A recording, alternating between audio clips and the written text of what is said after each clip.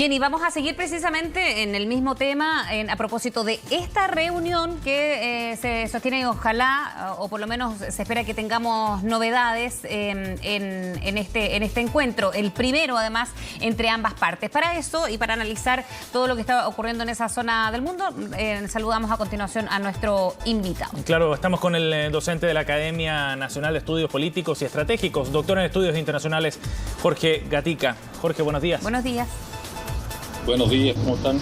Muy bien, gracias por conversar con nosotros, Jorge, para analizar el contexto en el que se están desarrollando estas reuniones y cómo ha ido evolucionando también esta guerra entre ambos países. Lo comentábamos recién con Jacinta Molina, cómo este curso de la guerra quizás no ha sido el que esperaba Rusia también. ¿Cuán importante puede ser ese factor para entender lo que está ocurriendo por estas horas, Jorge? Bueno, muchas gracias por la invitación, Sebastián. A tu pregunta, la verdad es que tengo dudas si no ha sido lo que Rusia esperaba. Yo creo que Rusia tiene que haber tenido calculado lo que iba a ocurrir. Ucrania no se iba a entregar muy fácilmente. Occidente, por supuesto, iba a tener una reacción probablemente no militar, pero sí con dureza frente a esta invasión rusa a Ucrania. Estos son eventos que se venían ya anunciando con señales bastante potentes en los últimos días. Por tanto, creo yo que está dentro de lo planificado. Ajá. Así es que lo que estamos viendo hoy día, en las últimas horas ha habido una pausa operacional de parte en la ofensiva rusa y que también forma parte de las planificaciones militares. Sí, probablemente se ha encontrado una resistencia mayor para la conquista de los objetivos que estaban previstos, como fundamentalmente la capital Kiev. Probablemente tampoco se esperaba una resistencia civil tan importante. Sin embargo, yo supongo que está dentro de lo planificado. Putin ha dado cuenta de ser un líder bastante voluntarioso, pero además bastante un estratega bastante desarrollado. Por tanto, me imagino que está dentro de lo que está previsto. Ahora, estas conversaciones forman parte de este juego en el conflicto, donde por un lado se usa la fuerza militar, por otro lado se usa la diplomacia y todo el resto de los recursos de poder, como por ejemplo el económico, y en ese contexto entonces encontramos las medidas que ha tomado Occidente contra Rusia, que pareciera ser que están surtiendo mucho efecto. Sin embargo, también hay que entender que Occidente no sale indemne de la adopción de estas medidas. Hay mucha inversión de capitales occidentales en Rusia, como también sabemos que Occidente depende de muchos productos de la economía rusa. Así es que esto tampoco se puede sostener mucho en el tiempo. Luego de estas conversaciones, de por supuesto resultado bastante incierto, veremos cómo se desarrolla el resto de las operaciones militares. ¿Qué es lo más cercano que podemos esperar como acuerdo? Lo pregunto, Jorge, particularmente por el nivel de pesimismo que había entre las partes, sobre todo del presidente de Ucrania. ¿Se puede llegar a un acuerdo? ¿Es como para ganar tiempo también? Pero también ganar tiempo en estos días es aumentar las incertidumbres, sobre todo de aquellas personas que buscan refugio, que no saben qué va a pasar con Kiev en particular, que ha sido la amenaza hace varios días y finalmente con una resistencia inesperada, como también lo señalaba. Claro, lo que pasa es que este es parte del juego, tradicional en este tipo de conflictos. Evidentemente, los intereses que tiene Rusia, el propósito que tuvo Rusia para iniciar esta guerra es lograr la adhesión a través de un gobierno más cercano a Moscú e impedir entonces con esto que la OTAN siga acercándose a su territorio. Eso es indudable. Si eso no lo consigue, habrá, por supuesto, sido absolutamente estéril esta guerra. Así que es difícil que se vaya a ceder tan fácilmente si no se han logrado conseguir el objetivo político de ir a la guerra. Luego habría que ver cuáles son las expectativas de ambos y a partir de ello si se logra satisfacer. Pero pareciera ser también que hay que tener un poco de cautela. No nos olvidemos que estamos en una etapa que estamos sufriendo el rigor, el efecto de una guerra paralela que se halla, que es la guerra de las comunicaciones. Todos sabemos que Jorge, todas las guerra? partes que están en conflicto intentan... ¿Perdón? No te escuché bien. ¿Qué tipo de guerra es la que se desarrolla en paralelo? La guerra de las comunicaciones. Claro. Las partes intentan convencer al mundo que tienen razón en su teoría, en su postura.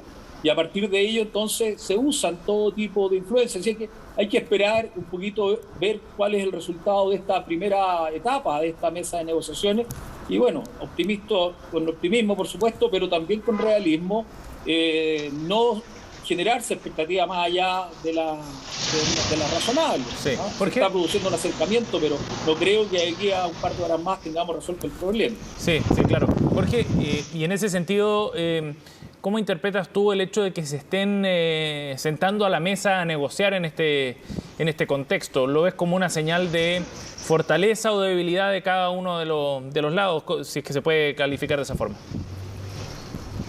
Yo creo que es parte del juego, digo una vez más.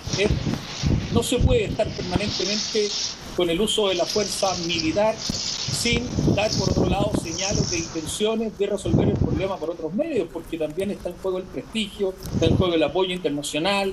Por tanto, es natural que se den este tipo de señales de intentar resolver por medios pacíficos el conflicto. Pero la verdad es que si esto no se logra ahora una solución, estamos en lo que se llamó el concepto que se acuñó hace un tiempo atrás en la guerra entre la población.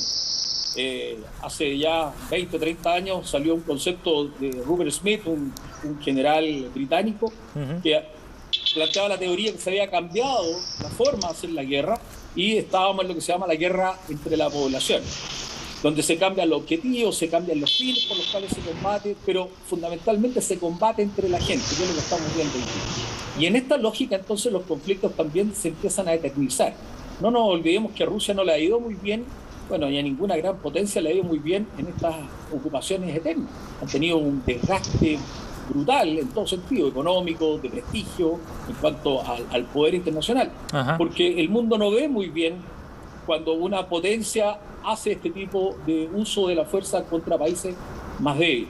Entonces, inicialmente, claro, se pueden mantener medianamente bien en esta lógica militar, pero a la larga estas ocupaciones tienen un costo importante.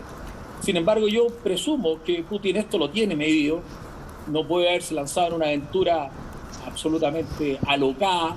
Así es que esto debe estar dentro de la lógica, de la estrategia que tiene Putin diseñado en este momento. Aún así, con todas las sanciones económicas que se han agudizado incluso a medida pasaban los días, se decía desde el gobierno ruso que estaban contemplados, por eso se habían tomado incluso medidas para lo que ellos esperaban que podía aplicarse, ¿no?, con una acción militar de esta naturaleza.